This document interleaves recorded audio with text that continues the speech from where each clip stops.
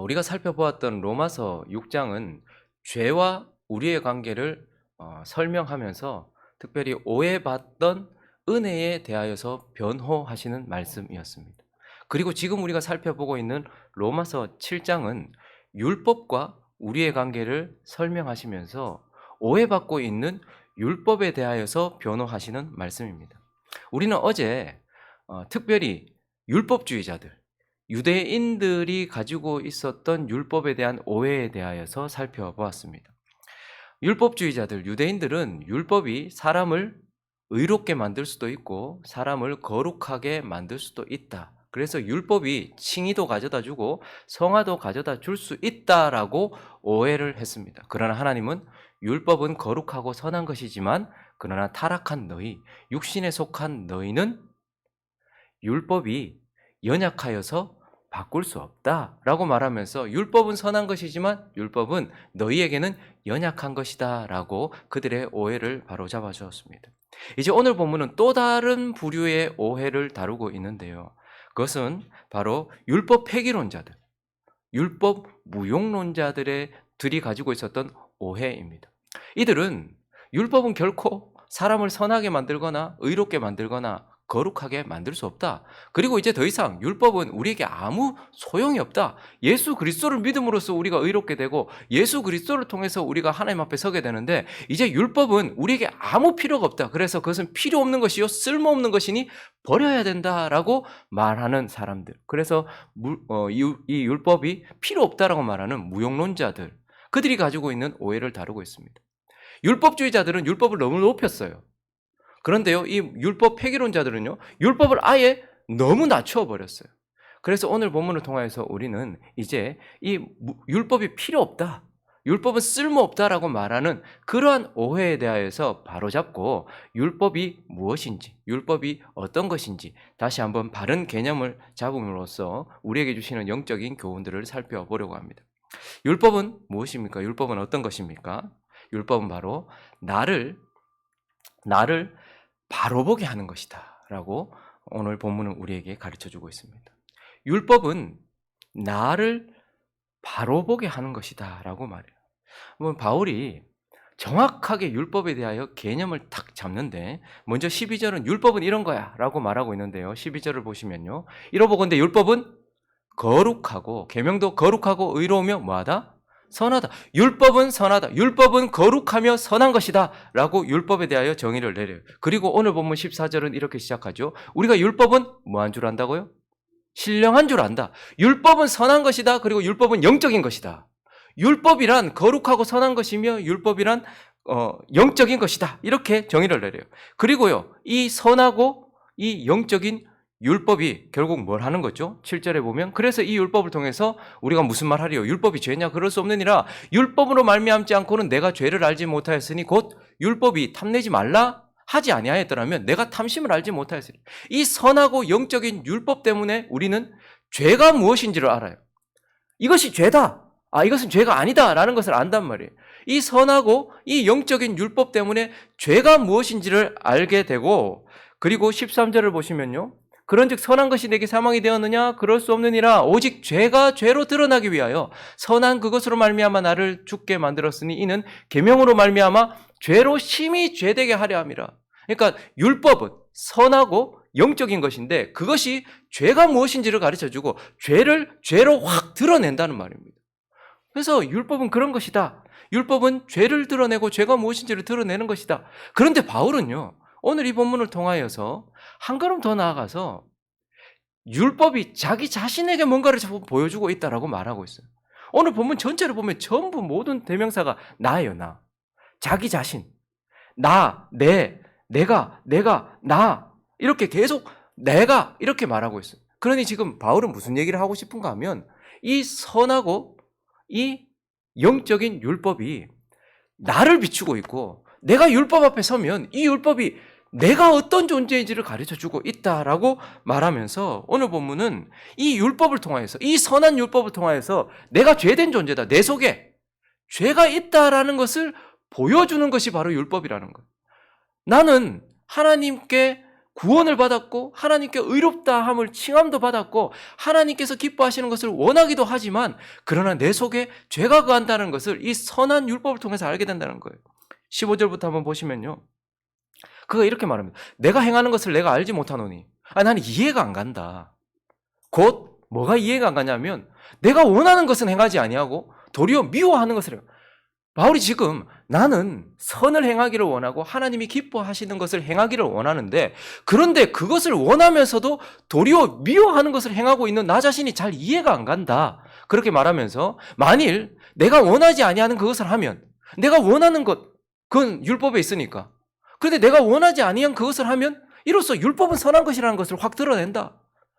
그런데 이제는 그것을 행하는 자가 내가 아니요 뭐라고 말하는 거예요? 내 속에 거하는 죄니라. 아니 내가 이해가 안 간다.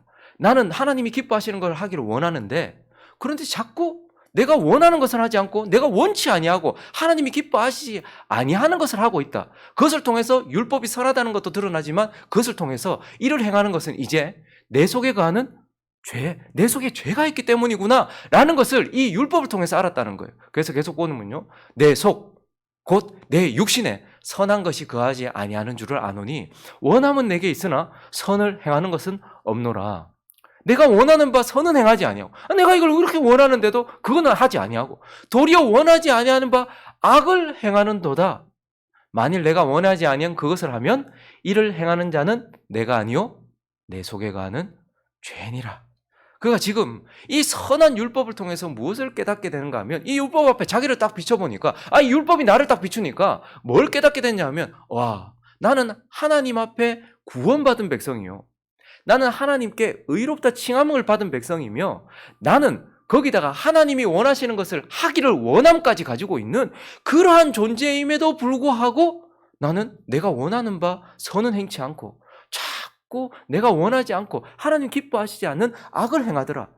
이로보건대 율법은 선한 것이며 동시에 이를 행하는 자는 내가 아니요 내 속에 뭐 거하는 죄다. 그러니 그가 이 선한 율법을 통해서 뭘 보게 됐냐 하면 구원받은 내 안에 죄가 있구나. 구원받은 내 안에 죄가 역사하는구나. 내 속에 강하게 죄가 살아 역사하는구나. 아직까지 남아있구나 라는 나 자신의 현 상태를 바로 보게 되었다라는 거예요. 그리고 동시에 또 하나 그가 보게 된 것이 무엇인가 하면 내 속에 죄가 있어서 그 죄가 자꾸 나를 내가 원치 않은 것을 행하게 하는구나. 그런데 또 하나 그가 깨닫게 되는 것은 이 영적인 율법을 통하여서 내가 두 본성을 가지고 있구나 하는 것도 알게 되는 거예요. 21절부터 계속해서 보시면요. 그러므로 내가 한 법을 깨달아. 이거는 법칙이더라. 이거는 변하지 않는 것이더라. 변하지 않는 하나의 진리가 있는데 그게 뭐냐면 곧 선을 행하기 원하는 나에게 악이 함께 존재하는. 그러니까 나는 선을 원하는 내가 있는데 그런데 악이 함께 있어. 그래서 22절에 보니까요. 내 속사람으로 하나님의 법을 즐거워하되 그런데 내 지체 속에 한 다른 법이 내 마음의 법과 싸워 내 지체 속에 있는 죄의 법으로 나를 사로잡아 오는 것을 보는도다 라고 이렇게 말해요. 지금 그가 또 뭘 얘기하는가 하면 내가 이 선한 율법을 통해서 내 속에 죄가 있구나라는 나 자신의 현실을 보게 됨과 동시에 또한 내 안에 두 본성이 있구나. 속사람이라고 표현하는 내 안에는 하나님을 기뻐하고 구원받은 새 생명 내가 있는데 그러나 또 하나 내가 깨달은 것이 있는데 내 속에는 이 죄에 질질 끌려가게 만드는 또 다른 본성, 영적인 율법을 통해서 보게 되는 전혀 영적이지 않은 육적인 본성, 죄된 본성, 그것에 사로잡혀 있는 또 다른 본성, 속사람이라고 하는 새 생명이 있음에도 불구하고 나는 이 죄에 질질 끌려다니고 죄를 기뻐하고 전혀 영적이지 않은 육적인 본성이 있구나. 내게는 두 가지 본성이 있구나라는 것을 또한 이 영적인 율법을 통해서 바라보게 되는 거예요. 그래서 바울이요. 구원받고 나서 의롭다 칭함을 받고 나서 하나님이 기뻐하시는 것을 하기를 원함을 가지고 있음에도 불구하고 그가 이 선하고 이 영적인 율법을 통해서 자기 자신에 대한 실존을 정확하게 보는 게 내가 율법 앞에 서니까 율법 때문에 내가 나를 바로 보게 되는데 내가 내 속에 죄가 있다는 것도 알게 되고 그리고 또 하나 내 속에는 죄된 본성, 육적 본성 그러니 두 본성이 있다는 것을 내가 율법을 통해서 알게 되었다라고 이렇게 말하는 거예요. 마치 구원받은 이스라엘 백성들이요 나오자마자 하나님과 언약 맺는 시내산에서 뭐 했어요? 금송아지 만들어놨죠. 금송아지가 어디서 나온 거예요? 자기들이 지금까지 있었던 이집트, 애굽의 신이에요. 애굽에서 늘 봤던 신이에요. 그러니 나와서도, 홍해를 건너서도 그들의 마음속에는 뭐가 있었어요? 애굽이 있었던 거예요. 그런데 40년 광야 생활 마치고 한 세대가 맞춰지는 그때까지도 그들은 계속 뭐라고 말해요? 애굽으로 돌아가자. 애굽으로 돌아가자. 구원받은 이스라엘 백성들 안에 늘 애굽이 있었던 것처럼 바울이 구원받았음에도 불구하고 늘 죄가 그 속에 있다라는 것을 깨닫게 되는 거예요. 마찬가지로 약속의 땅에 들어갔는데 그 약속의 땅에는 하나님을 예배하고 하나님을 기뻐하며 하나님께 열매 맺기 원하는 새 생명, 새로운 이스라엘이 있어요. 그런데 그 속에는요, 바알을 섬기며 땅을 추구하며 세속을 추구하는 가나안 족속들도 함께 있어요. 그래서 약속의 땅 안에는 두 족속이 함께 있는 것처럼 바울은 약속의 땅 가나안이 그랬던 것처럼 내 속에도 하나님을 기뻐하는 속사람이 있는데 동시에 육적인 본성이 함께 있더라라는 것을 이 율법을 통해서 알게 되었다라고 말하면서 율법은 선하고 영적인 것으로서 내 안에 죄가 있으며 또한 내 안에 육적인 본성이 있는 두 본성을 가진 그러한 현실에 내가 처해 있다라는 것을 바로 보게 하는, 지금도 쓸모없어서 버려야 되는 것이 아니라 지금 나를 하나님 앞에 바로 보게 하고 나의 현 상태가 어떠한지를 늘 깨닫게 만들어주는 유용한 것이다라고 우리에게 말씀하고 있는 것입니다. 그리고 오늘 본문을 통하여서 또한 율법이 무엇인가? 율법은 쓸모없는 것이고 버려야 되는 것인가? 그는 그렇지 않다라고 말하고 율법은 또한 주를 바라보게 하는 것이다 라고 이렇게 말씀하고 있습니다. 주를 바라보게 하는 것. 이 율법은 나를 바라보게 한다고 했죠. 그래서 나를 바라보면서 그가 14절 이렇게 선포를 했습니다. 우리가 율법은 신령한 줄 안다. 그런데 그와 동시에 율법 앞에 선 나는 육신에 속하여 죄된 본성이 있어서 그 죄된 본성에 의하여 죄의 법에 끌려서 육신에 속하여 죄 아래 팔렸다라고 나를 바로보게 한다라고 이렇게 말하고 있어요. 그래서 이 율법을 통하여서 결국 우리는 나 자신이 지금 어떤 상태에 있는가를 확실하게 보게 되죠. 지금 우리는 어떤 상태에 있어요? 죄로부터 구원을 받아서 죄의 형벌에서부터는 완전히 구원을 얻었지만 여전히 죄가 내 속에 남아있어서 죄의 상태로부터는 구원을 받아야 될 존재라는 것을 바울이 율법을 통해서 보게 됐다는 거예요. 그래서 20절을 보시면요, 그가 만일 내가 원하지 아니하는 그것을 하면 이를 행하는 자는 내가 아니요 내 속에 거하는 죄니라. 그래서 그는 내가 죄의 형벌, 죄의 결과로부터, 지옥으로부터는 건짐을 받았지만 여전히 내 속에 남아있는 죄 때문에 여전히 나는 이 죄의 상태로부터, 이 죄의 영향력으로부터 나는 건짐을 받아야 되는 그러한 존재다라는 것을 그가 알게 되었던 것이죠. 그리고 또요, 내 속에 육신의 본성이 강하게 역사하고 있는 존재다 나는. 그래서 그것 때문에 나는 이 영적인 힘이 전혀 없어서 이 육적 본성으로부터도 나를 건짐을 받아야 되는, 그러한 육적 본성으로부터 내가 살아남아야 되는 그러한 존재다라는 것 또한 보게 돼요. 그래서 23절을 보시면요, 또한 그가 내 지체 속에 한 다른 법이 있더라. 속사람, 하나님을 기뻐하고 하나님의 뜻대로 살아가려고 하는 내 속사람이 있지만 그러나 또 내 지체 속에는 한 다른 법이 있어서 내 마음의 법과 싸워서 내 지체 속에 있는 죄의 법으로 나를 사로잡아가는 육적인 본성을 가지고 있는 자다. 거기에다가 18절을 보시면요, 내 속 곧 내 육신에 선한 것이 거하지 않는다. 원함은 내게 있으나 선을 행하는 것은 없다. 그래서 육적인 본성이 나를 강하게 끌어가고 있는 상태에 있지만 그러나 그 육적인 본성으로부터 영적인 것으로 끌어갈 수 있는 영적인 힘은 내게 전혀 없는 상태다라는 것을 그가 바로 보게 되면서 이제 결국은 24절에 그가 외치는 것이 바로 오호라 나는 공고한 사람이로다. 이 사망의 몸에서 누가 나를 건져내랴. 이 율법이 결국은 이 선하고 이 거룩한 율법이 결국은 나로 나는 죄의 결과로부터는 건짐을 받았지만 여전히 죄의 영향력으로부터 구원을 받아야 되는 존재예요. 내 속에 한 다른 법이 있어서 속사람으로는 하나님을 기뻐하지만 이 육적인 본성이 영적인 하나님을 따라가지 못하게 만들고 있으니 이것으로부터 건짐을 받아야 되는 어호라 나는 공고한 자다라고 탄식을 하게 만들었단 말입니다. 그런데 오늘 본문은 24절에서 끝난 것이 아니에요. 결국 25절로 이어지고 있습니다. 그가 이러한 탄식 속에서 이렇게 말하고 있는 거예요. 우리 주 예수 그리스도로 말미암아 하나님께 감사하리로다. 이렇게 말해요. 즉 그가 이 선하고 영적인 율법을 통해서 자기를 바로 본과 동시에 이제 그래서 이 죄로부터, 이 죄의 영향력으로부터 나를 건져내고 이 육적인 본성으로부터 나를 건져내어서 영적인 하나님을 따라갈 수 있게 만들어줄 예수 그리스도를 바라보게 만든다는 말입니다.